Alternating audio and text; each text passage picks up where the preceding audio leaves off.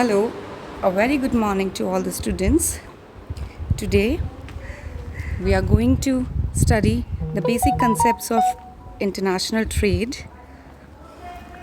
I am Shahina Parveen Pathan, Assistant Professor Economics from Government Girls College, Jammu.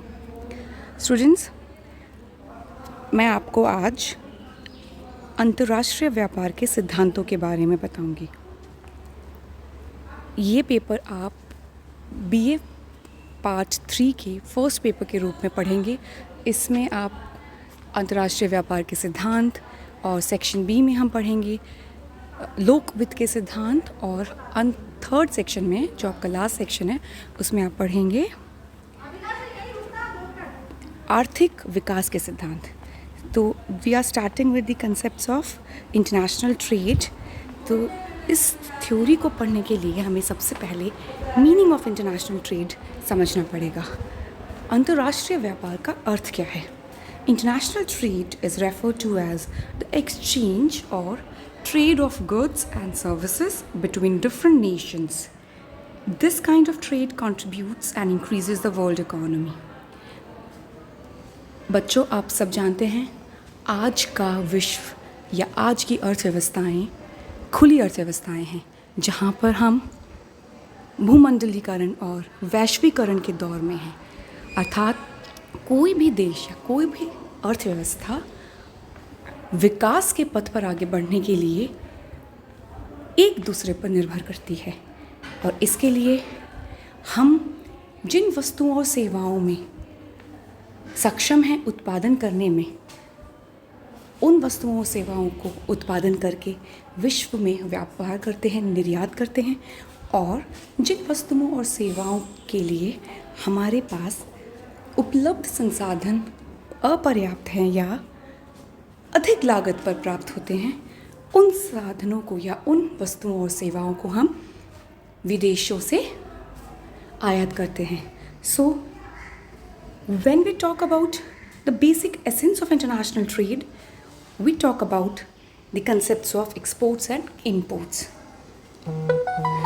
Today's world deals with all these things, and we need to encourage all the nations to increase their trade surplus. हमें हर देश को अपने व्यापार आधिक्य को, trade surplus को बढ़ाने के लिए मोटिवेट करना होता है। फिर हम पढ़ते हैं why there is a need of international trade, why the need arises. Need arises because of the first thing, that is production, उत्पादन के लिए, क्योंकि it is not possible for a single country to produce equally at a cheap cost. हर देश हर वस्तु को समान लागत पर उत्पादित नहीं कर सकता, इसलिए इसमें हम theories of absolute advantage, theories of comparative advantage और ये सारी थ्योरीज का अध्ययन करेंगे। और सेकंड फैक्टर हम पढ़ सकते हैं फैक्टर्स ऑफ प्रोडक्शन, लाइक उत्पादन के साधनों की उपलब्धता हर देश में अलग अलग होती है, हर देश की भौगोलिक स्थिति और आर्थिक स्थिति के अनुसार। फिर हम कह सकते हैं the cost of production also varies, उत्पादन की लागतों में भी भिन्नता होती है। रिसोर्सेज डिस्ट्रीब्यूशन, किस तरह से आपके संसाधनों का आवंटन हो रखा है, वो उस वस्तु उन चीज़ों का भी इस पर ध्यान होता है। फिर हम पढ़ें why the need for international trade arises, what is the importance of international trade. So that I have already told you and elaborated you that the present global world, or we can say the present economy, cannot live isolated. कोई भी देश अलगाववाद में नहीं रह सकता। हर देश को व्यापार को बढ़ाने के लिए और उस देश में आर्थिक सुदृढ़ता को और परिपक्व करने के लिए अंतर्राष्ट्रीय व्यापार का सहारा लेना पड़ता है, क्योंकि हर देश के रॉ मटेरियल्स यूटिलाइजेशन उनका डिफरेंट है, how they are using their raw materials, and the choices and demands of consumers has also increased. उपभोक्ताओं की रुचि, उनकी प्रेफरेंसेस में भी बहुत ज़्यादा परिवर्तन आया है, और इकोनॉमीज़ धीरे धीरे स्पेशलाइजेशन में की ओर बढ़ती गई हैं। पहले हम पढ़ते थे रिटर्न्स टू फैक्टर, कि साधनों को क्या रिटर्न मिल रहा है, उनका क्या प्रतिफल है। अब we are talking about returns to scale on a broad section, बड़े वृहत रूप में हम पढ़ रहे हैं। तो उन चीज़ों को ध्यान में रखकर आज के डेट में इंटरनेशनल ट्रेड के कंसेप्ट्स और थ्योरीज़ को पढ़ना बेहद ज़रूरी है। Then we can talk about the scope of international trade. Its scope is very important in today's global world, and the way the every nation of the world is progressing ahead, हमें ज़रूरत है कि हम इन सिद्धांतों का अध्ययन करें. केवल आयात और निर्यात ही अंतर्राष्ट्रीय व्यापार नहीं है, इसके तहत बहुत सारी चीज़ें आती हैं जो हम धीरे धीरे आगे आने वाले चैप्टर्स में पढ़ेंगे. और डिफरेंट टाइप्स होते हैं, एक्सपोर्ट इम्पोर्ट्स होते हैं, सर्विस ट्रेड होता है, गुड्स के ट्रेड को हम कहते हैं merchandise trade, in which we can see the tangible things like export of a good और import of a good. But when we talk about services, then we need to study a different type of theories. And foreign investment बहुत ज़रूरी है international trade को motivate करने के लिए और उसको आगे हर देश को सुदृढ़ करने के लिए.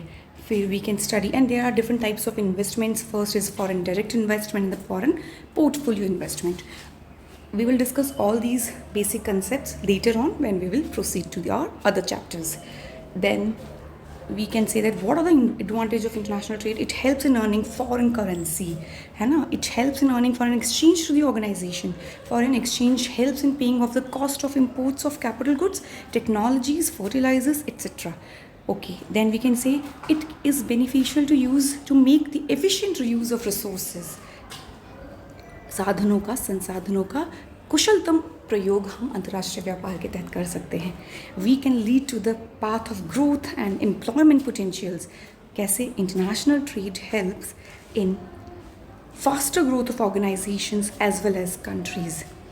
और हम कह सकते हैं कि international trade helps in faster growth of organisations as well as countries, meaning what, कि बहुत सारे साधनों, बहुत सारे संगठनों और देशों का अधिक तेज़ गति से आर्थिक वृद्धि पा सकते हैं. स्टैंडर्ड ऑफ लिविंग इंक्रीज होता है. So these are basic advantages, scope, nature, meaning of international trade, and we will proceed to other theories and other concepts in our future classes. I hope all the students of BA Part 3 have understood the basic concepts, and we will move on with the future concepts in our later classes.